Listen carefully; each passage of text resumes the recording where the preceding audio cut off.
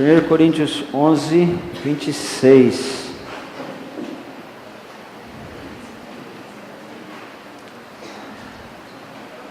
Abra sua Bíblia. Abra seu iPad. Abra seu iPhone. Abra seu laptop. Em 1 Coríntios 11.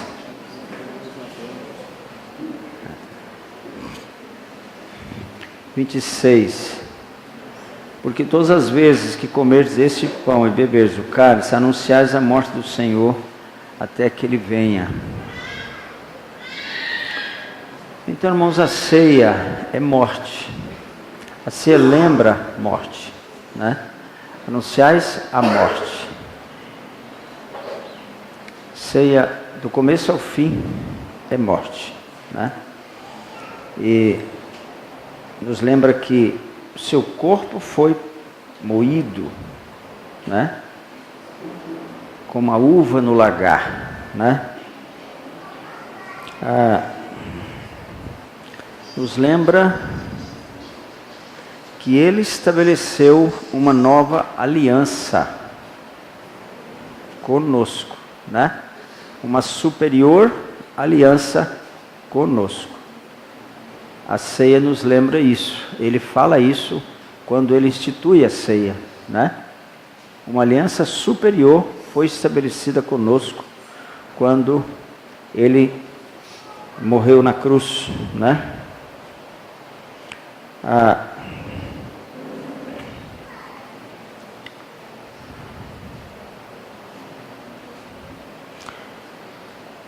Nos lembra que Ele perdeu todo o seu sangue. Nós mostramos na primeira aula que o Senhor devia ter por volta de 8 litros de sangue no seu corpo. Ele era um homem forte, musculoso, alto, e Ele perdeu todo esse sangue, né?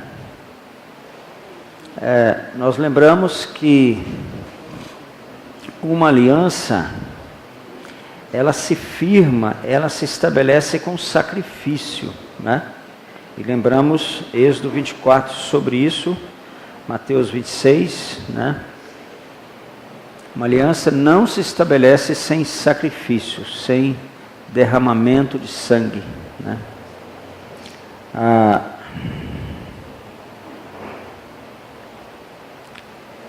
A ceia, quando nós tomamos a ceia, nós estamos visionando a maior ceia de todos os tempos, que vai ser realizada quando Ele volta, no final da tribulação, com toda a igreja, com todos os anjos, com todos os salvos de todos os tempos. E Ele começa o milênio com uma ceia, né? Ele lembra e Ele fala: olha, essa é a última vez. Agora só naquele dia lá que eu vou poder tomar a ceia com vocês novamente, né? Mas a ceia nos lembra também juízo. 1 Coríntios 11 fala para não tomarmos a ceia de maneira indigna, sem discernir o corpo, né? E a ceia lembra juízo. Ele fala: muitos estão agora doentes, fracos, muitos que dormem, porque tomaram a ceia de forma indigna, né? Mostramos isso na aula passada, né? E mostramos que tomar a ceia de maneira imprópria, sem estar preparado, facilita a ação de demônios na nossa vida, né? Mostramos isso, né? Mostramos que a ceia é em memória. O pão é pão. O vinho, o suco que nós tomamos continua a mesma coisa, é em memória, né? A ceia, ela é uma mensagem da segunda vinda, até que Ele venha, né? Então, quando tomamos a ceia, estamos profetizando, crendo que Ele vai voltar, né? Até que Ele venha, está escrito, né?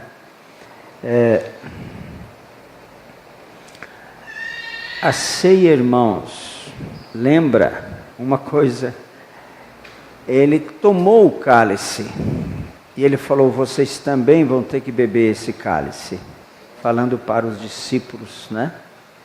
Então, Ele falou, vocês vão ter que beber esse cálice, beberão o meu cálice, né? E meditando nisso hoje,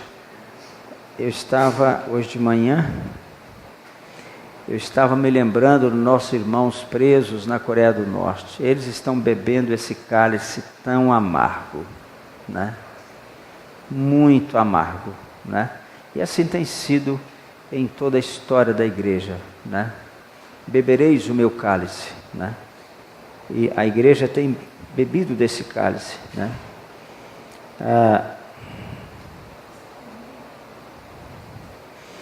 O auge da ceia, irmãos,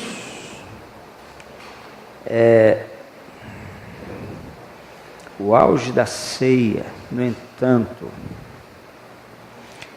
está aqui em João 13. Quer ver?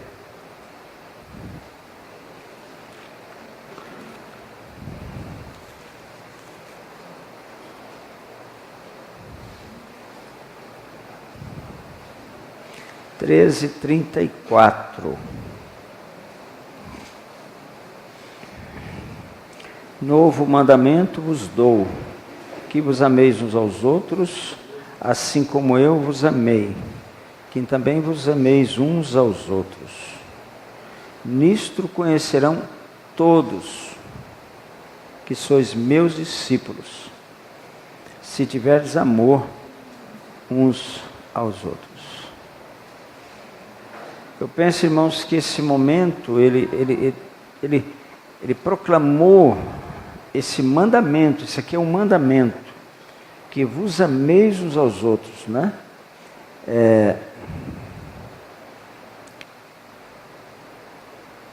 Ele foi quando ele lavou os pés dos discípulos, né? Ele termina aquele momento grandioso da ceia, lavando os pés dos discípulos, né? E nessa hora, ele proclama essa verdade, né? Ou esse mandamento, né? Novo mandamento. Ele não trouxe muitos mandamentos, mas esse ele destacou, não foi? Novo mandamento vos dou, né? Então, é um mandamento. E lá no Velho Testamento está assim,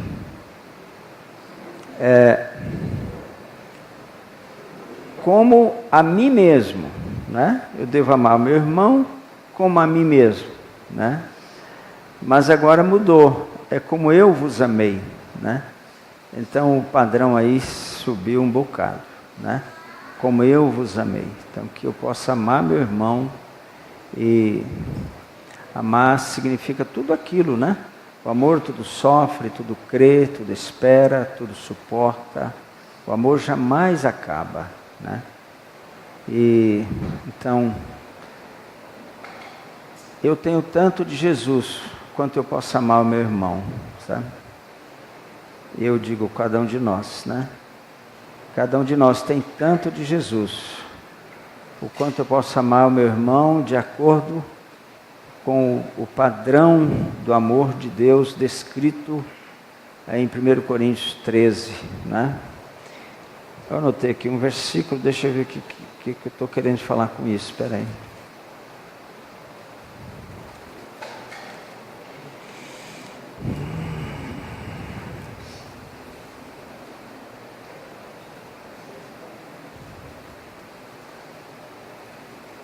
Não, ele repete. No capítulo 15, ele repete no verso 12, o meu mandamento é esse. Interessante, irmãos, aqui ele destaca o meu mandamento, como dizendo, só tem um mandamento para vocês, né? Não tem mais um segundo não, só tenho esse. Só, esse é o meu, né? O meu mandamento é esse, que vos ameis uns aos outros, assim como eu vos amei, né?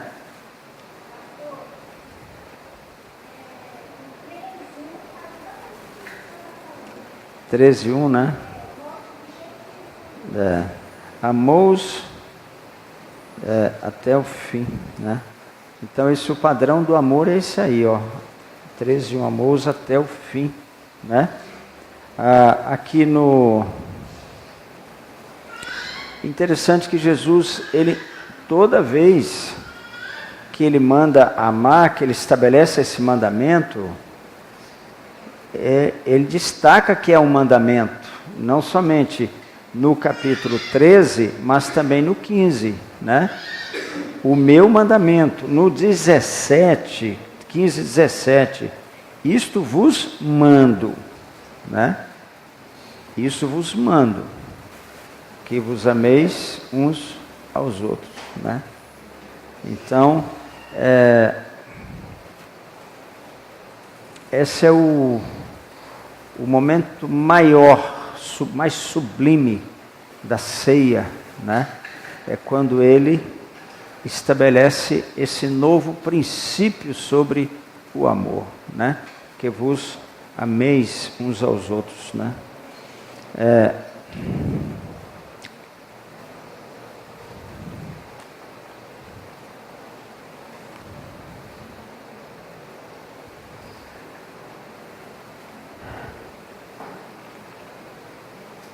Nossa, eu quero agora, irmãos, traçar uma visão para nós sobre o Senhor no Getsemane, que aconteceu lá. Só que antes disso nós temos que buscar algum entendimento sobre, antes que ele chegasse no Getsemane, né? E então temos que nos reportar à Páscoa. Porque a ceia, ela é uma repetição da Páscoa. Ou, em outras palavras, a Páscoa é uma figura que o Senhor estabelece no Velho Testamento da ceia que viria um dia, né? A Páscoa é uma figura, é um tipo da ceia, né? Então temos que dar uma olhada, nem que um pouco mais rápida, em relação à Páscoa, né? Ela está escrita em Êxodo capítulo 12. A instituição da Páscoa está aqui, em Êxodo capítulo 12. Disse o Senhor a Moisés e a Arão na terra do Egito: esse mês será o principal dos meses, será o primeiro mês do ano. Que mês é esse? No 13 vai falar. 13, versículo 4. Hoje, mês de Abibe, estais saindo. Então, esse é o primeiro mês, o mês de Abibe. No primeiro mês, fala de quê? Né? Fala da saída do Egito. Então, a Páscoa me lembra a saída do Egito. E essa é a visão profética da ceia. Eu agora não estou mais no Egito, eu saí do Egito, saí do mundo, né? E aqui no versículo 3, 12, 3, Êxodo: falai a toda a congregação de Israel, dizendo: aos 10 desse mês, cada um tomará para si um cordeiro, segundo a casa dos pais, um cordeiro para cada família, né? No 5 fala que o cordeiro será sem defeito, né? Então, que dia? No dia 10 do mês de Abibe. Quando o nosso Senhor se apresentou para morrer, foi no dia 10 do mês de Abibe. Porque nesse dia, os judeus fiéis eles vinham de todas as terras a Israel, porque a Páscoa era uma vez por ano, e ela ocorria entre março e abril, no nosso calendário. Então, os judeus fiéis vinham e traziam um cordeiro. Eles preparavam esse cordeiro, cada família trazia o seu cordeiro. Lindo isso, irmãos. Esse cordeiro não podia ter defeito. Ele era preparado com muito carinho por cada família. Então, talvez, ele vem de 1000 quilômetros, não importa. Ele traz o seu cordeiro para sacrificar no dia da Páscoa, né? E veja, então, o que acontece em relação ao nosso Senhor. Deixa eu marcar aqui. Volta para Lucas capítulo 19. Lucas 19. Veja aqui. No versículo 28, né? Fala assim, ó. Dito isso, prosseguia Jesus subindo para Jerusalém. Aconteceu que, ao aproximar-se de Betfagé e de Betânia, junto ao Monte das Oliveiras, enviou 2 de seus discípulos, dizendo-lhes: ide à aldeia fronteira, e ali achareis preso um jumentinho, que jamais homem algum montou, soltai-o e trazei-o. Esse jumento, irmãos, o rei deveria entrar na cidade montado em um jumento. Era tradição em Israel. Então, lá em 1 Reis, no capítulo 1, lá em Zacarias também fala que Salomão, quando ele foi nomeado rei pelo seu pai, ele entrou em Jerusalém montado no jumento. Quando ele montou, ele encomendou esse jumento, ele estava declarando para nós, para o povo judeu, para os sacerdotes, para os levitas, para toda a nação, que ele era rei, que ele veio para reinar. Então ele entrou montado só quem tivesse sido nomeado rei poderia entrar montado no jumento. E que dia ele entrou? Ele entrou no dia 10 do mês de Abibe. Aí você pergunta: mas pastor, como é que você sabe disso? Porque isso já foi feito estudos profundos sobre essa data, né? Lá em deixa eu mostrar isso, é importante vocês entenderem esse princípio aqui. Entender isso aqui. Quer ver? Em Neemias, capítulo 2, versículo 1, no mês de Nisan, no 20º do rei Artaxerxes, uma vez posto o vinho diante dele, eu o tomei para oferecer e lhe dei. Ora, eu nunca antes estivera triste diante dele. Aqui, irmãos, nós temos no ano 20º do rei Artaxerxes. Então, isso já foi feito estudos sobre esse ano aqui. Tem estudos muito sérios, totalmente confiáveis sobre isso. Esse dia foi no dia 14 de março de 445 a.C. Foi nesse dia, 14 de março de 445. Então, agora Jesus monta num jumento e entra, e ele é aclamado rei, entendeu? Porque, veja bem, logo na frente, né? Então, você pode ver, quando se aproximava, interessante, isso aqui foi em Betânia, irmãos, coisa linda, porque Betânia ficava a 3 quilômetros de Jerusalém.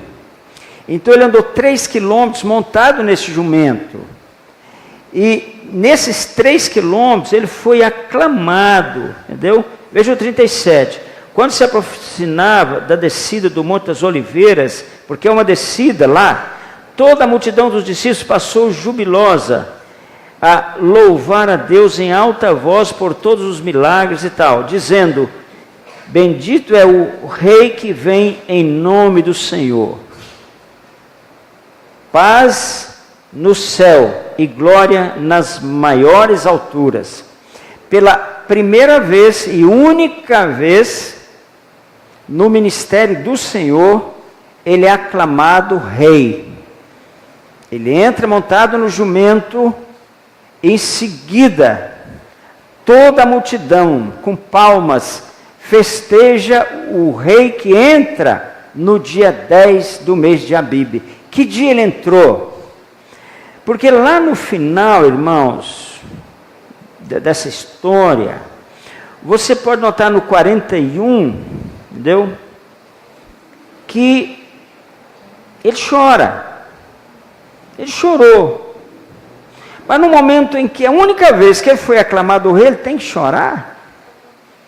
Ele devia estar feliz, mas ele chorou. Está aqui. E por que ele chorou? Ele explica aqui, né?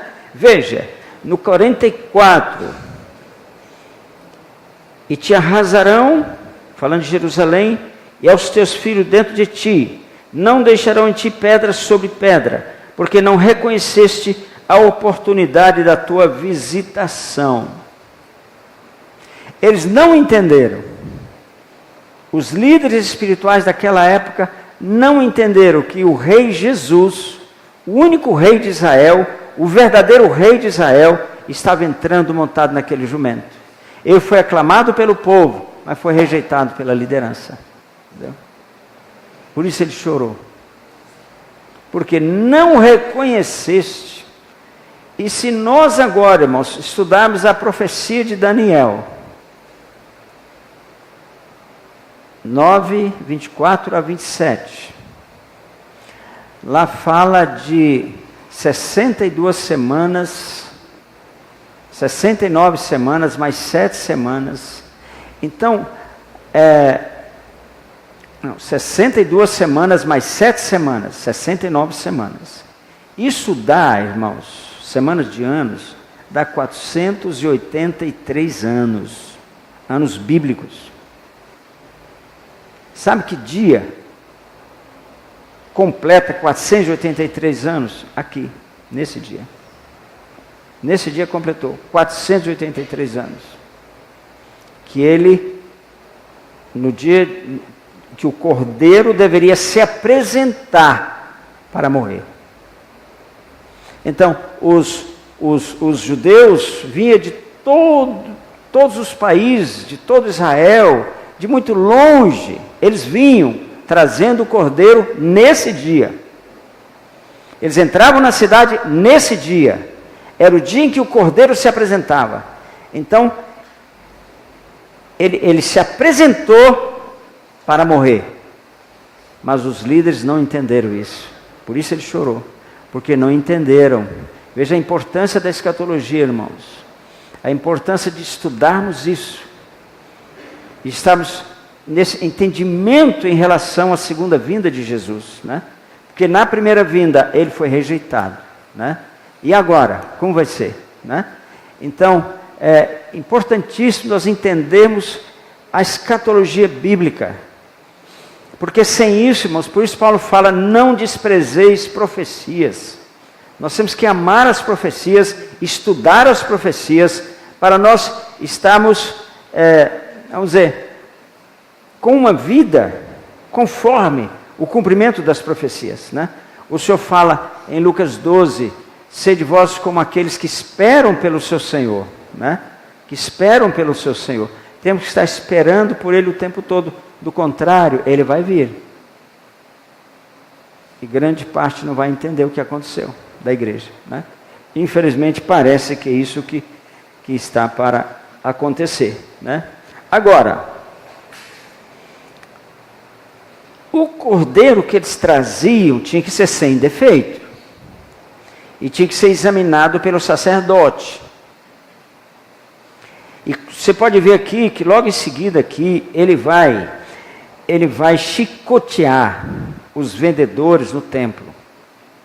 Por quê? Porque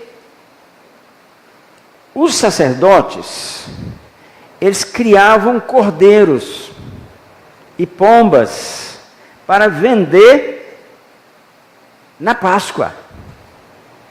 Então, eles, de alguma forma, eles rejeitavam aquele cordeiro que aquele judeu fiel preparou para aquele dia.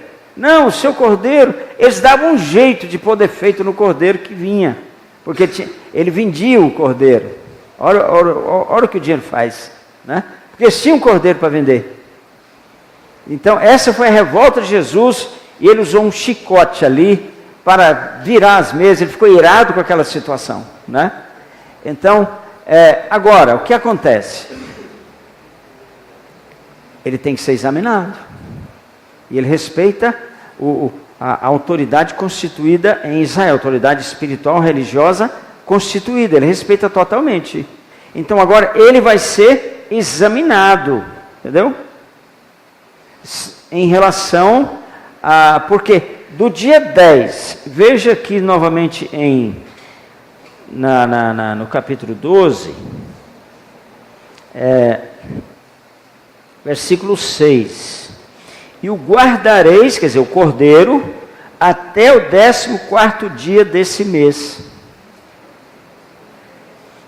10 a 14. Então, nesses 4 dias... ele foi testado duramente pelos judeus. E está descrito aqui em Lucas capítulo 20. Então, ele foi testado de maneira exaustiva. Os judeus, você sabe, né? Eles marcavam cerrado em cima do Senhor, né? Mas dessa vez, por quê? O cordeiro estava sendo testado. Se tinha defeito ou não. Porque cordeiro com defeito não podia ser sacrificado. E outra coisa, irmãos, que a Páscoa nos ensina aqui, uma lição muito profunda para nós, é que na Páscoa, lá atrás, todos os primogênitos foram mortos. Isso que trouxe a libertação do povo. Depois da morte dos primogênitos. Agora o Pai está permitindo a morte do seu primogênito, entendeu? Aqui agora, né? Então, o primogênito do pai agora vai morrer também, né? Então, a Páscoa fala da morte do primogênito, né? Então, o primogênito é o herdeiro, né? O herdeiro é aquele que vai herdar, é aquele que herda a porção dobrada, né? Então, o primogênito, irmãos, ele participa. O primogênito lá em cima, ele forma uma igreja, a igreja dos primogênitos. Então, essa igreja é daqueles que alcançaram a primogenitura. Então, eu não vou falar, eu ficaria só aqui, mas só um instante. Quando Eliseu, na véspera do arrebatamento de Elias, Elias fala, então, olha, me pede alguma coisa aí, o que você quer? Ele fala, eu quero porção dobrada, entendeu? Sabe o que ele está querendo dizer ali? Eu quero ser primogênito, eu quero alcançar a primogenitura. O primogênito tinha porção dobrada, entendeu? Então agora o primogênito de Deus morre, né? Aqui em Romanos capítulo 8, olha que Paulo fala, ele é declarado primogênito, né? 29, porquanto aos que de antemão, 8:29, Romanos, conheceu também os predestinou para serem conformes à imagem de seu filho, a fim de que ele seja o primogênito entre muitos irmãos, né? Então, a primogenitura fala de um lugar. Por que Jacó lutou tanto pela primogenitura? Ele não era o primogênito. mas ele alcançou a primogenitura. O primogênito era o irmão dele, Esaú. Mas Jacó tinha um entendimento espiritual que Esaú não tinha, né?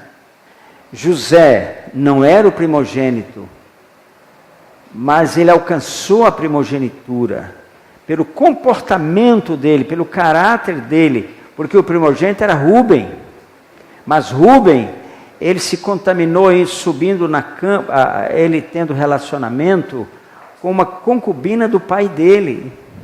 Então ele perdeu a primogenitura e José alcançou, né? Então, esse é um lugar que eu preciso alcançar. Hã?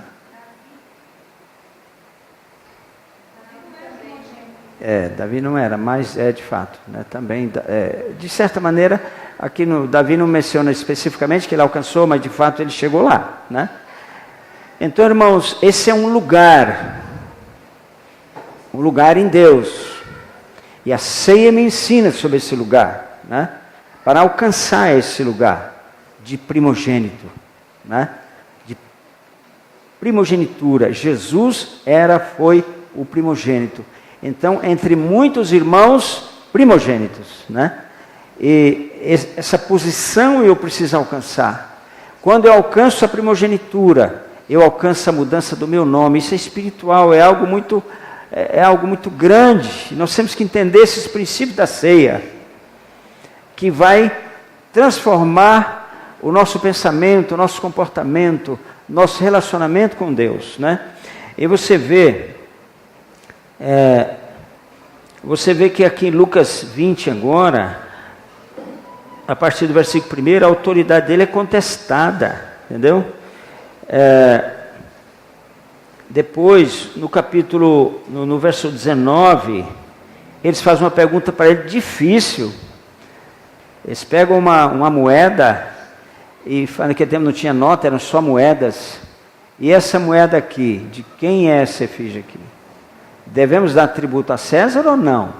Era uma pergunta capciosa, era uma armadilha, né, para o Senhor, para ver se ele caía em alguma contradição, em algum erro. Porque pecado ele não tinha. Ele nunca havia pecado. Mas pode ser que a gente consiga que ele erre. Se ele cometesse um erro aqui agora, nessa prova que ele passou, né? Ele não serviria por causa da justiça do Pai. Ele não poderia ser aquele que morreria por nós, porque ele falhou. Não basta que ele não tivesse pecado. Ele não pecou, mas ele também não falhou, né? Aqui você pode ver, a partir do verso 27, tem aquela questão dos saduceus e a ressurreição, né? Aquela mulher que teve todos os irmãos possuíram ela, né? Lá na eternidade, como vai ser, né? Aí Jesus fala, aqui no versículo 29, respondendo, né? Acho que é o 29, deixa eu ver.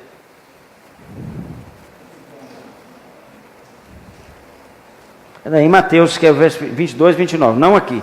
Mas enfim, irmãos, você vê que ele é duramente provado, né? E então você vê que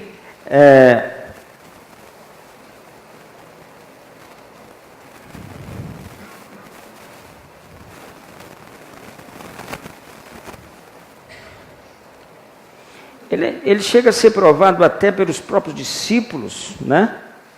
Quando os discípulos fazem uma pergunta para ele sobre quem vai ficar no lugar, né?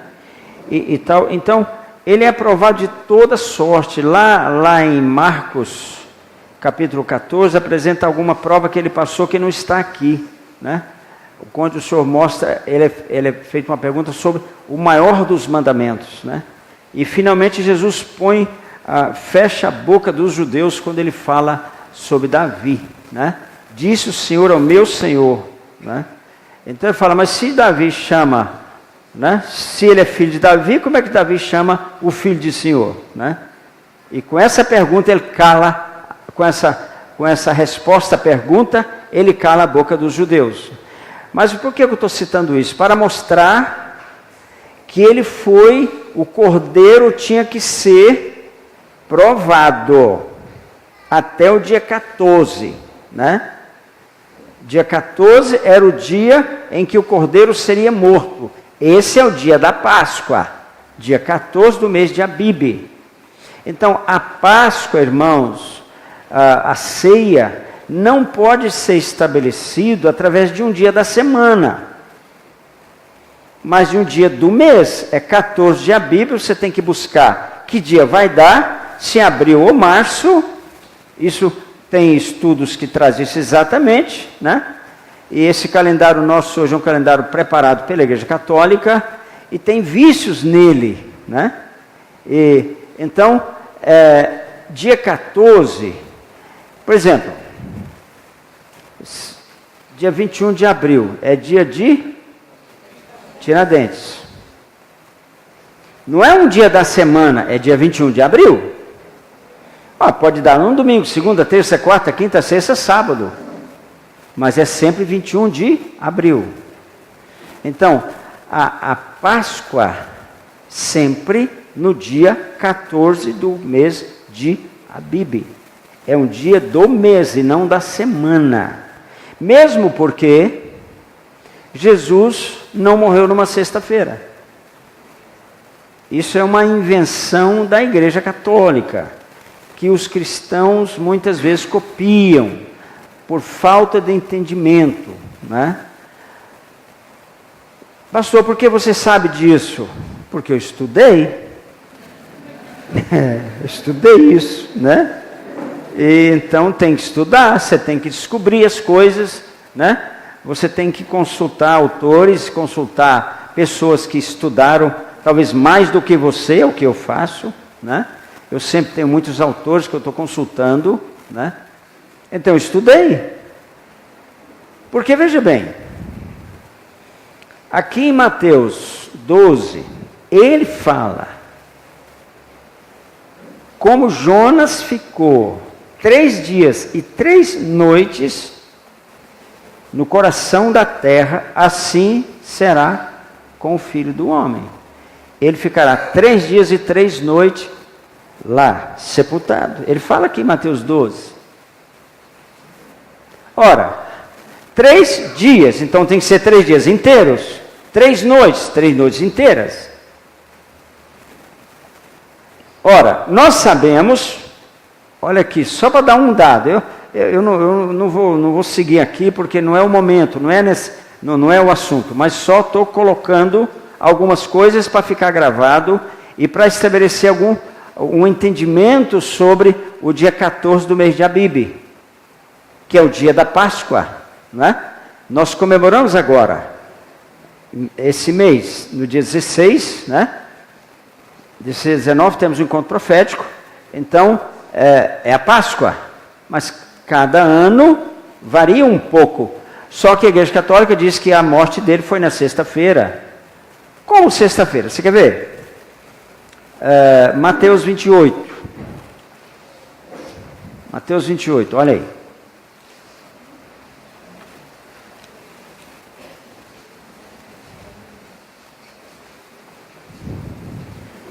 Verso 1. No findar do sábado, ao entrar o primeiro dia da semana, Maria Madalena e outra Maria foram ver o sepulcro. Eis que houve um grande terremoto, porque um anjo do Senhor desceu do céu, chegou-se, removeu a pedra e assentou-se sobre ela. Seu aspecto tal. Então, veja bem aqui. Ao findar o sábado, que hora o sábado termina lá para os judeus? Que hora? 18 horas. 18 horas. Elas foram levar ungüentos para ungir o Senhor. Por que elas não foram no sábado? Porque elas eram judias. E elas não podiam fazer aquilo no sábado. Ungir o Senhor, embalsamar Ele, perfumar o corpo dele. Elas não podiam fazer aquilo no sábado. Então elas esperaram, imagina a ansiedade delas, né? De esperar isso, né? E elas foram lá para isso, né? E então isso foi no começo. Agora, no começo do sábado elas foram. Só que quando elas chegaram lá, ele não estava mais na sepultura. Você pode ver isso tanto aqui quanto em Lucas, né? Em Marcos, em Lucas, em João. Todos os evangelhos mencionam esse fato, né? Ele não estava mais lá. Ah, mas ele morreu na sexta. Ele declarou que ficaria 3 dias e 3 noites. Está lá em Mateus 12. No seio da terra, no coração da terra.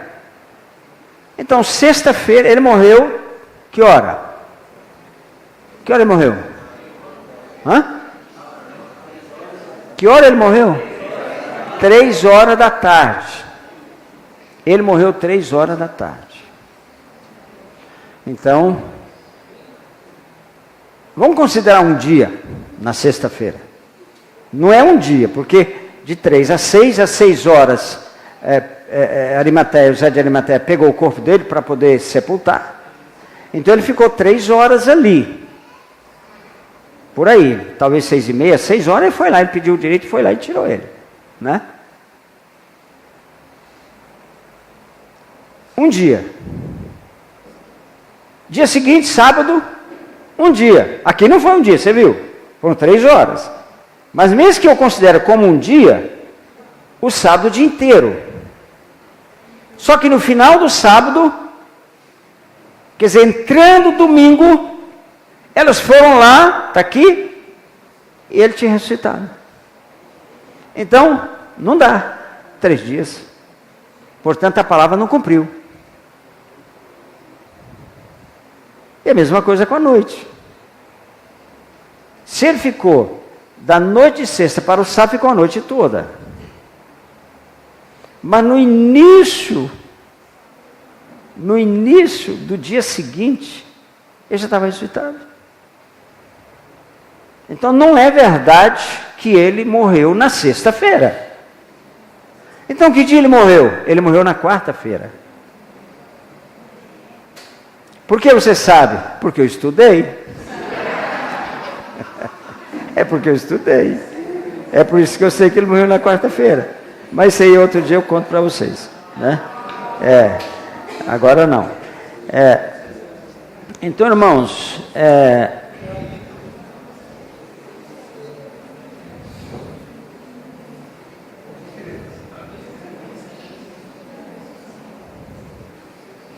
ok.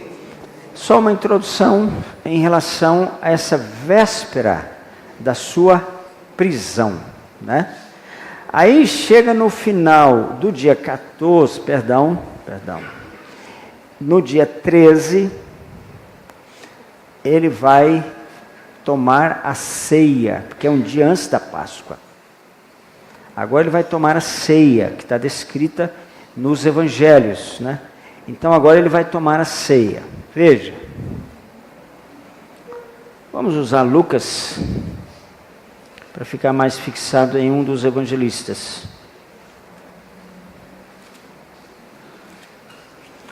Lucas.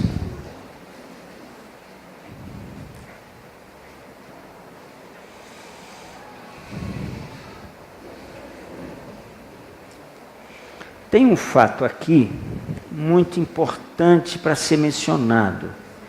Eu vou abrir para Marcos capítulo 14, porque agora ele vai ser preso. O que acontece antes da sua prisão? Marcos 14.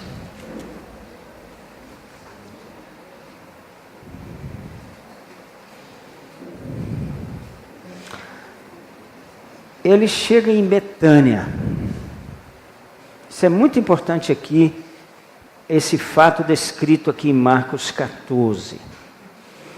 Ele chega em Betânia, né? E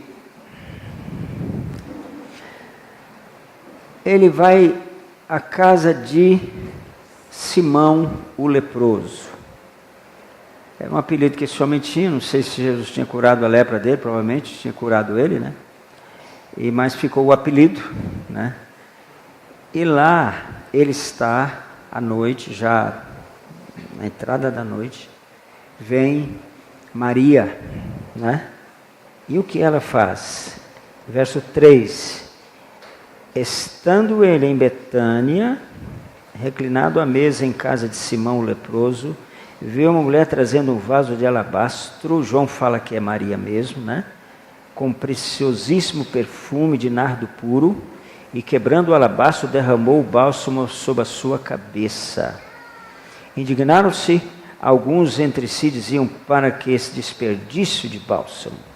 Porque esse perfume poderia ser vendido por mais de 300 denários e dar-se aos pobres. Irmãos, a família de Maria, Lázaro e de Marta, Lázaro e Maria, eles eram órfãos. Era uma família muito rica. E eu estive lá no túmulo onde o Senhor esteve. Esse túmulo foi, onde Lázaro foi sepultado, quando ele morreu. Esse túmulo era cavado na rocha. Só os ricos, os muito ricos, tinham o túmulo cavado na rocha. Foi o caso de Lázaro quando ele morreu. E eu estive lá. Você desce, você vai descendo, não contei quantos degraus, mas não é pouco. Dá assim, tem quem sabe uns 30, 40 degraus ou mais, eu não contei, mas é longe, até onde Lázaro estava. Então, era uma família rica. Eu estive também na casa de Maria e Marta, de Marta, Maria e Lázaro. Uma casa grande, uma casa assim de pessoa rica mesmo, né? Ele ficava lá sempre, né? Ele hospedava lá e tudo. Agora, Maria vai ungí-lo e unge a cabeça dele, preste atenção, unge a cabeça dele.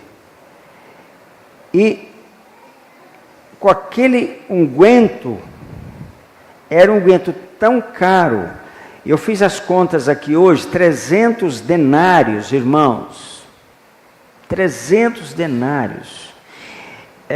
Um denário era o pagamento para um dia de um trabalhador braçal. Então eu fiz as contas de algum trabalhador braçal que trabalha às vezes lá em casa, ajudando o Gerson. Sabe quanto deu isso aqui? 21 mil reais. Porque 300 denários são 300 dias de trabalho de um trabalhador braçal. Então eu multipliquei por 70, deu 21 mil reais, né? Então realmente Maria tinha uma visão espiritual extraordinária, porque ela ofertou ao Senhor o melhor do perfume que ela tinha, né? Talvez uma coisa que ela reservou, aquela riqueza, porque 21 mil reais ela entornou ali, porque ela quebrou o vaso, né? E foi e derramou sobre a cabeça dele. O unguento na cabeça estava ungindo para a sepultura, ele fala aqui, né? E ele foi ungido 2 vezes. E é muito marcante o fato de que ele foi ungido por 2 mulheres. E uma delas era uma mulher de vida irregular. Mas ela ungiu os pés.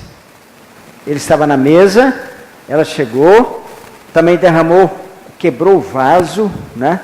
Sabe, o alabastro, irmãos, era uma cerâmica, é ainda. Essa cerâmica ainda é fabricada no Oriente, na Grécia tem vaso de alabastro. É uma cerâmica rara, fina, e a mais cara que tem é o alabastro, né? Então, é um vaso que quebra com facilidade. Isso é uma figura, né? Esse perfume é o Espírito Santo em nós, né?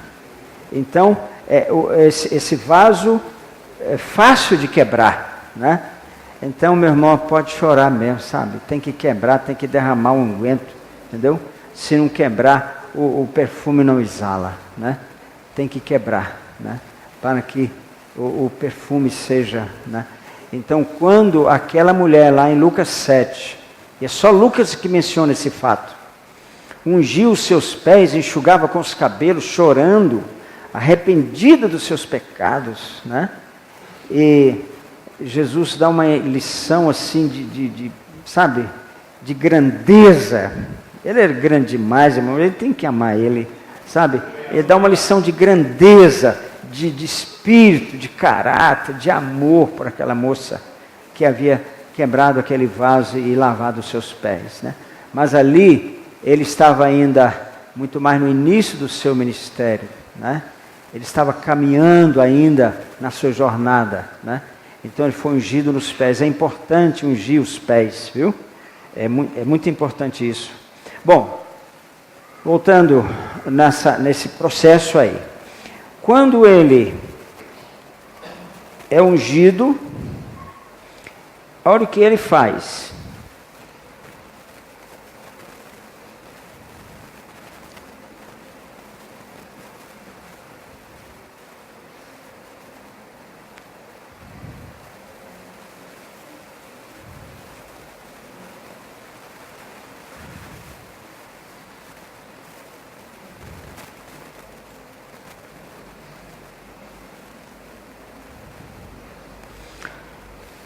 Lucas 12, verso 10. Ele mandou que os discípulos fossem preparar, né, a ceia da Páscoa, porque são duas ceias aqui. Primeiro é uma refeição, é a ceia da Páscoa. Ele vai comer com seus discípulos. E quando ele termina de comer, ele estabelece essa ordenança que é a nossa ceia, né? Mas primeiro eles vão preparar a ceia da Páscoa propriamente, onde o cordeiro é morto, e eles vão comer o cordeiro juntos ali com os discípulos, né? E olha o que ele fala, é bem interessante isso aqui. Verso 9, 22, 9 de Lucas. Eles lhe perguntaram: onde queres que a preparemos? Então lhe explicou Jesus: ao entrar na cidade, encontrareis um homem com um cântaro de água. Seguiu até a casa em que ele entrar. Isso tem um significado muito importante, esse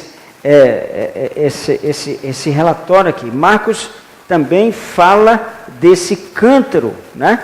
Porque na verdade, irmãos, aqui, ó, na descrição de Marcos 14, 12, fala assim: no primeiro dia dos pães asmos, quando se fazia o sacrifício do cordeiro pascal, Marcos dá detalhe que Lucas não dá, disseram-lhe seus discípulos: onde queres que vamos fazer os preparativos para comeres a Páscoa? Então é uma refeição, aqui é o cordeiro da Páscoa, né? Ainda não é o dia 14. Então enviou 2 dos seus discípulos, dizendo-lhes: ide à cidade e vos sairá ao encontro um homem trazendo um cântaro de água. Seguiu e dizia ao dono da casa onde ele entrar, que é o mestre, e pergunta: onde é o lugar e tal. Então já estava preparado. Eles não sabiam, isso aqui é secreto. Por que é secreto? E Jesus preparou antes. Vai ter um homem, né, um rapaz, lá num certo lugar, com um cântaro de água. Presta atenção. Quando eles virem vocês, ele vai sair de onde ele está. Ele vai entrar numa casa, acompanha ele. Então aqui é algo secreto que está acontecendo aqui. Por quê? Por quê? Porque já se sabia que a condenação dele ia acontecer. Era o assunto da cidade, a morte de Jesus. O ódio que se tinha contra ele. Você pode ver que lá em João 12, que ele foge, depois ele volta, porque não era a hora. Ele teve que fugir da cidade, para depois voltar no dia 10, porque não era a hora, já queriam matar ele antes da hora. Então, o assunto era a morte de Jesus. É isso que se falava, era a morte dele, né? E onde ele está? Já estavam de olho nele, já estavam em busca dele. Ele tem que se esconder, né? Aí entram, esse rapaz não fala, a Bíblia não dá o nome dele. No entanto, a história da igreja primitiva diz que esse rapaz era João Marcos. Marcos é o nome romano dele. Marcos significa servo. E João é o nome hebraico. Então, João Marcos, ele tinha um nome hebraico e um nome romano, né? Então, ele é chamado geralmente na Bíblia por Marcos, que significa servo. Então, aqui, irmãos, é um homem bem jovem, e ele é descrito na igreja primitiva. Então, a história da igreja primitiva é unânime em descrever esse homem aqui como Marcos. Então, a ceia foi na casa dele. Marcos, aqui não falo o pai, o nome do pai, mas o nome da mãe nós temos lá em Atos, chamava-se Maria. Então, lá um cenáculo, então era uma família também rica, era uma família bastante abastada. O Getsemane pertencia à família de Marcos. O Getsemane, né? Era da família de Marcos. Então Marcos conhecia tudo aquilo ali, a palmo. Ele sabia tudo no Getsemane, né? E só que ele amava demais Jesus, né? Ele amava muito Jesus. E você vê que desde o início ele é usado, ele é escolhido para servir, né? Acompanha o rapaz com esse cântaro, água. Fala muita coisa, não fala para nós? A água que ele está levando, né? Um cântaro, tem um cântaro, ele está levando, então acompanha esse moço. E assim eles chegaram até a casa de Maria e o esposo dela, né? Prepararam a refeição. Não, eu creio que Maria já tinha preparado tudo, né? Eles tomam uma refeição, isso já é talvez 7, 8 horas da noite, e terminada a refeição, eles vão para o Monte das Oliveiras, entendeu? Está aqui, ó, no verso Marcos 14, 22. Enquanto comiam, tomou Jesus um pão, e abençoando, partiu e lhes deu, dizendo: tomai, isso é meu corpo. A seguir tomou Jesus um cálice, tendo dado graças, o deu aos seus discípulos, e todos beberam dele. Interessante, de novo aqui a palavra cálice, né? Então lhes disse: isso é o meu sangue, o sangue da nova aliança, derramado em favor de muitos. Em verdade vos digo que jamais beberei do fruto da videira, até aquele dia em que eu hei de beber novo no reino de Deus. Tendo cantado um hino, saíram para o Monte das Oliveiras.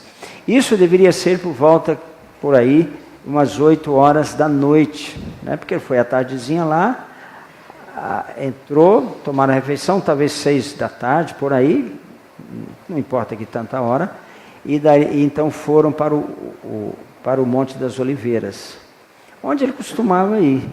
Interessante esse fato, irmãos, como Jesus, ele tinha algumas predileções. Ele gostava de ir para a casa de Maria. Aqui fala que ele estava na casa de Simão, o leproso. E ele também gostava muito de, às vezes ele passava a noite no Getsemane, né?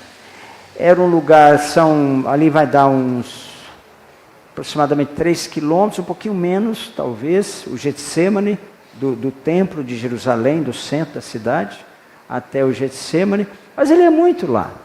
Tinha que atravessar um ribeiro, o ribeiro de Cedron, e em seguida o horto do Getsemane já está logo ali, né? E o que tem lá? Tem oliveiras, é o Monte das Oliveiras, né? E as oliveiras, irmãos, a oliveira é uma planta, é uma árvore que não morre. ela lança brotos. Ela lança brotos.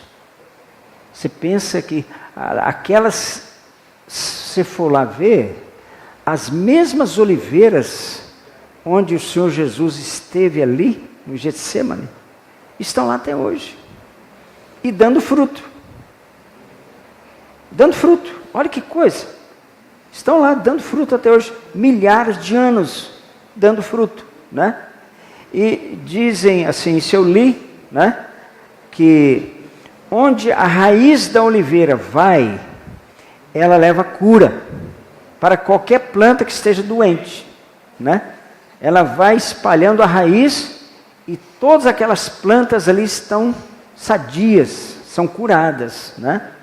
E eu estava lá uma vez, mas tinha tanta fruta.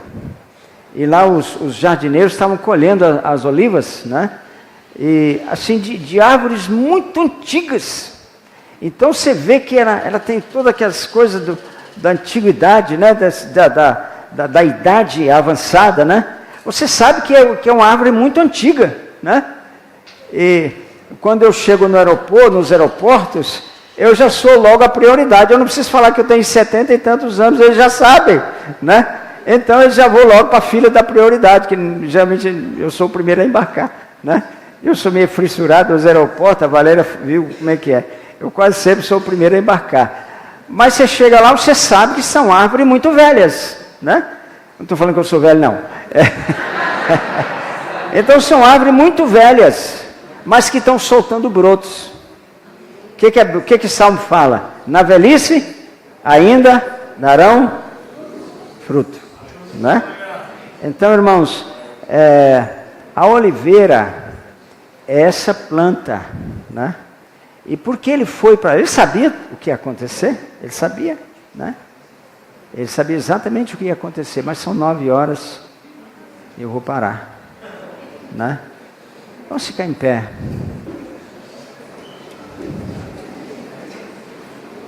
Eu quero tocar uma canção aqui para a gente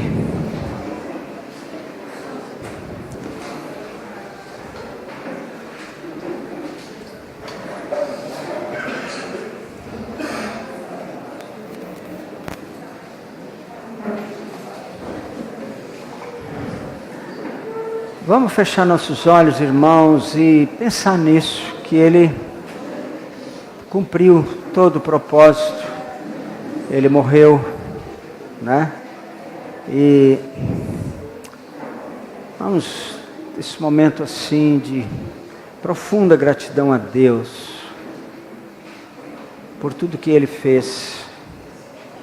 Feche seus olhos, e um momento assim de refletirmos sobre o que Ele fez, né? Sobre o que o Senhor fez por nós, né?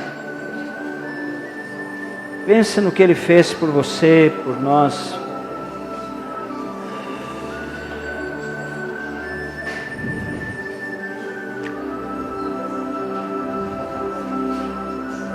Bendito que vem em nome do Senhor.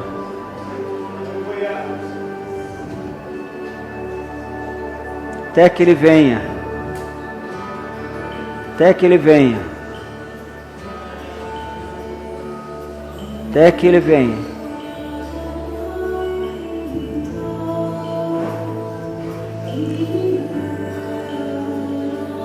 Vem, Senhor.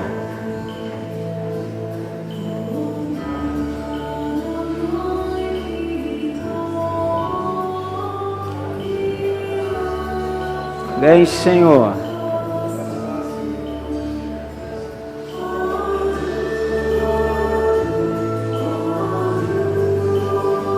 Vamos agradecer ao Senhor, irmãos. Profundo agradecimento. Nunca vamos entender isso. O que o Criador do Universo fez. Nunca vamos entender. Mas podemos agradecer.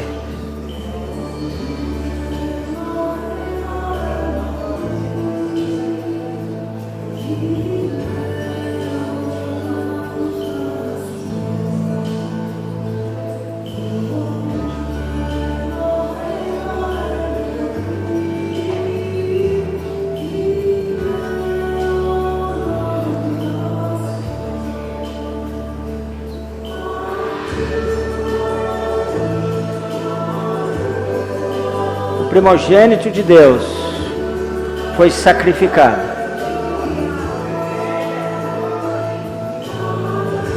O primogênito do Pai foi sacrificado.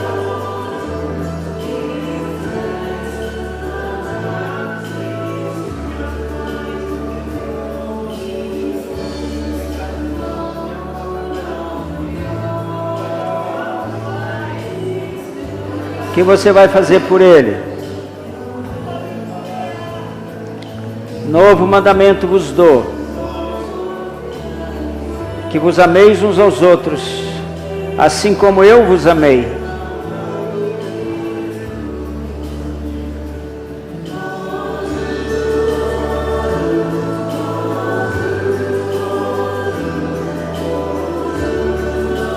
Agradeço o Senhor. Agradeço o Senhor.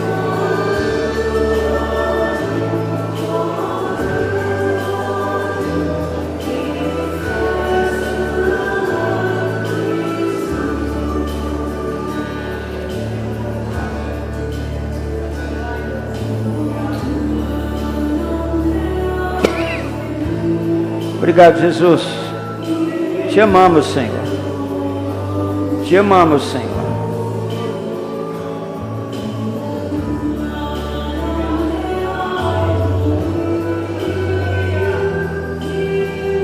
Te amamos, Senhor. Te amamos, Jesus.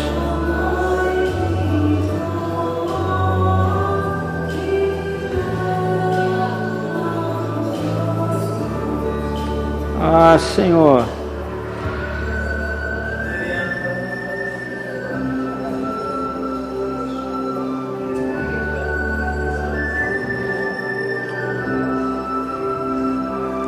O que você vai fazer com esse amor? Com esse amor estranho? O que você vai fazer com esse amor? Vamos cumprir o que Ele mandou. Novo mandamento vos dou. Novo mandamento vos dou.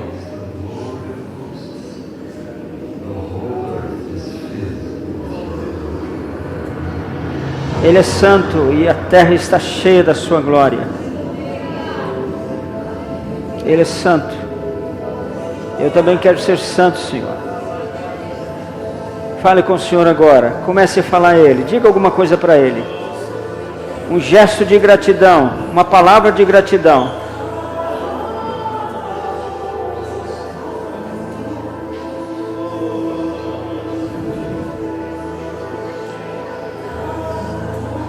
Obrigado, Jesus.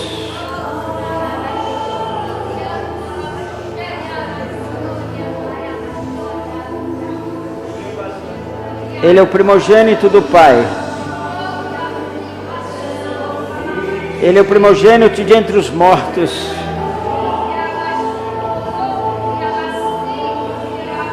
Vem, Senhor Jesus. Vem, Senhor Jesus.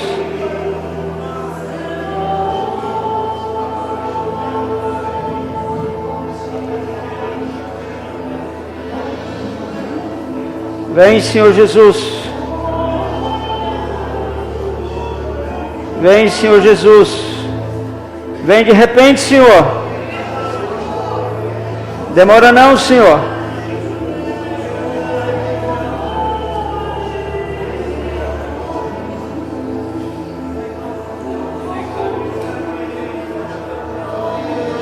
Vem de repente, Senhor.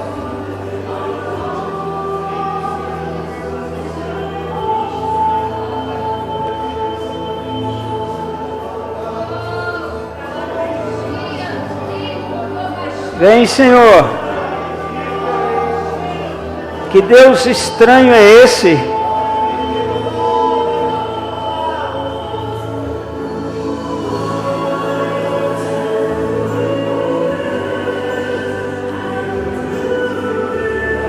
O que era? O que é? O que há de vir? O que era? O que é? Vem, Jesus! Levante a sua mão e clame pela vinda dele. Na sua vida. Pela vinda dele na sua vida. Na sua vida.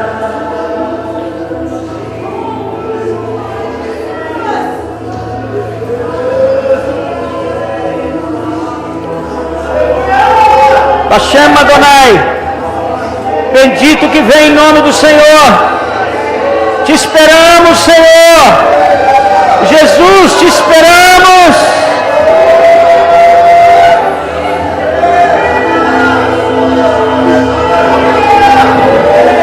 Chame Ele para você agora. Clame a Ele para você. Para você. Ele é seu agora.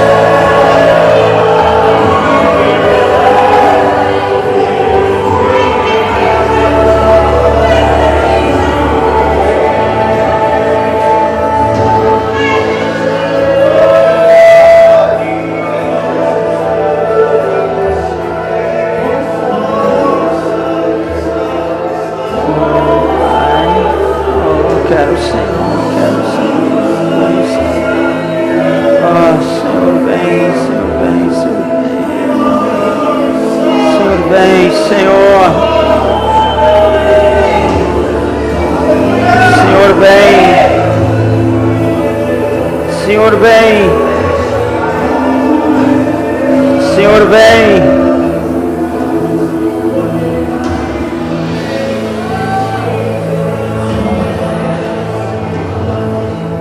O amor tudo sofre, tudo crê. Ele creu em mim. Ele creu em mim. Vem, Senhor. Vem, Senhor. Vem, Senhor. Eu creio em Ti, Senhor. Eu creio em Ti, Jesus.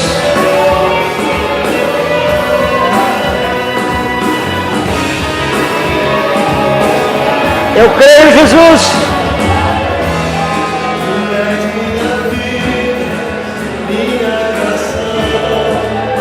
Sim, Jesus.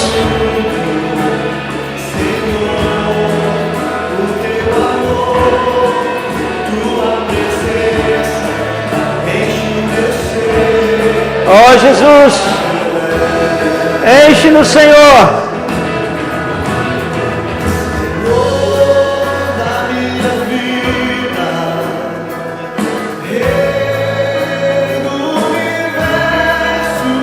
Oh, Jesus.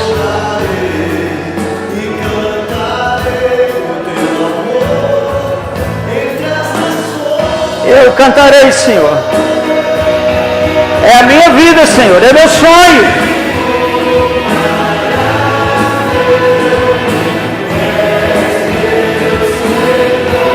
Incomparável. Eu te amo, Jesus. Eu te amo, Jesus.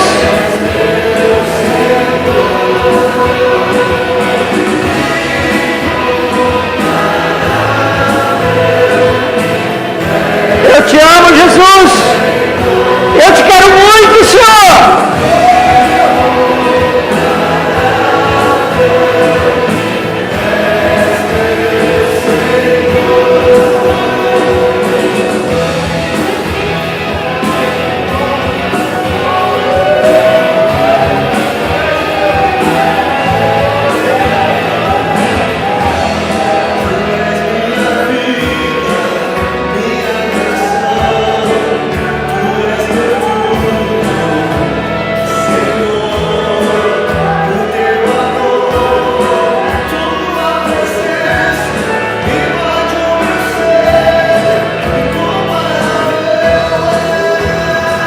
Incomparável, Senhor. Governa, Senhor, na minha vida.